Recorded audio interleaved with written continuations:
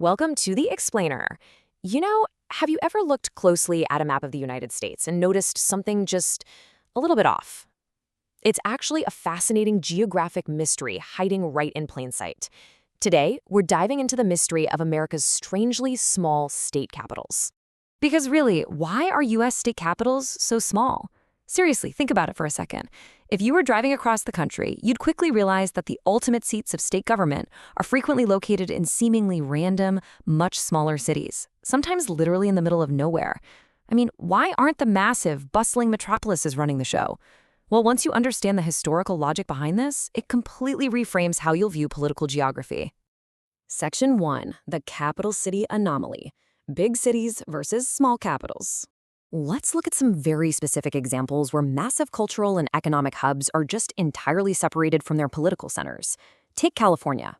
On one side of the scale, you've got Los Angeles, home to almost 4 million people, a massive economy fueled by entertainment, huge international ports, and tech innovation. It's a global powerhouse. It literally rivals the economies of entire sovereign nations. Yet the state capital is Sacramento, a city rooted further inland, much smaller population, and a far lower profile on the global stage. Why would the immense political power of a state like California completely bypass its largest, most influential city? And hey, California isn't just a fluke. Move over to New York, and the contrast becomes even starker. New York City is an absolute titan, a global hub packed with nearly 9 million people. It is arguably the financial capital of the world, but it loses the title of capital city to Albany, located much further up the Hudson River. Albany is practically tiny in comparison. Putting the government in a smaller upstate city just seems completely counterintuitive to how we normally associate sheer population and wealth with political power. Now, if you're thinking, okay, maybe this is just some weird coastal quirk, well, the exact same dynamic holds true in the Heartland and the Rust Belt. Illinois sidelines the massive, globally recognized hub of Chicago for Springfield, which is a much smaller, quieter city. And Pennsylvania? It skips right over Philadelphia, a huge city deeply steeped in early American history that actually served as the nation's early capital and instead hands the political reins to Harrisburg. Across the country, we are seeing these major, undeniable economic engines consistently playing second fiddle politically. Which brings us to Section 2, a nationwide pattern. This is not just a coincidence. We've just looked at a few individual anomalies, but when we zoom out to look at the entire country, a glaring question pops up. How does that make sense? On the surface, deliberately choosing smaller, less populated cities to be the geographic center of state power seems completely random. So is it just a geographic accident, or is there a deeper architecture at play here? Check this out. The staggering reality is that in 38 out of 50 states, that's more than 3/4 of the entire country, the capital is not the largest city. This completely shatters the idea of random chance. The biggest cities are being intentionally skipped over. This isn't a glitch, folks. It is a highly deliberate, deeply embedded feature of American political geography. The system is working exactly as it was designed to work. Section 3, the fear of power, the historical blueprints. To understand the why, we really have to look back at the people drawing the maps in the 18th and 19th centuries, because early leaders made this choice entirely on purpose.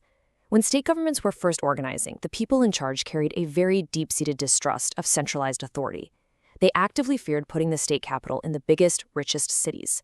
They knew that doing so would give the merchants and elites of that one specific city a dangerous amount of leverage over the rest of the state, creating this unstoppable consolidation of influence.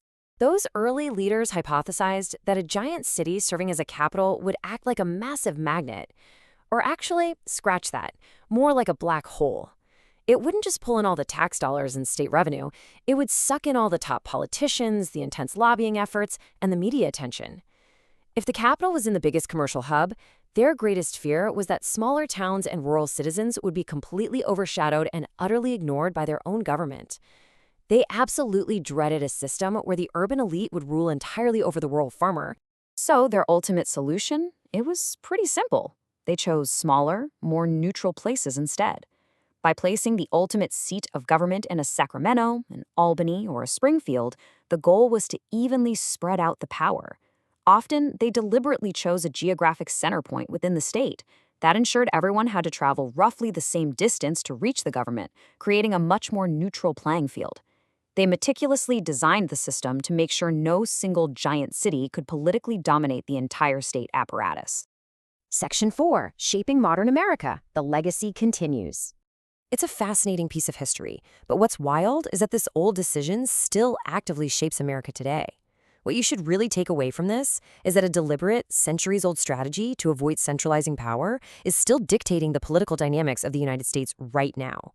When a massive bill with a multi-billion-dollar budget is passed in California or New York, it's not being heavily debated in the glittering skyscrapers of LA or NYC. No, it's happening in those smaller, neutral cities chosen generations ago. It is a living, breathing legacy of power distribution that physically separates the political class from the economic class. So I'll leave you with this final, provocative thought. Is it still a smart choice?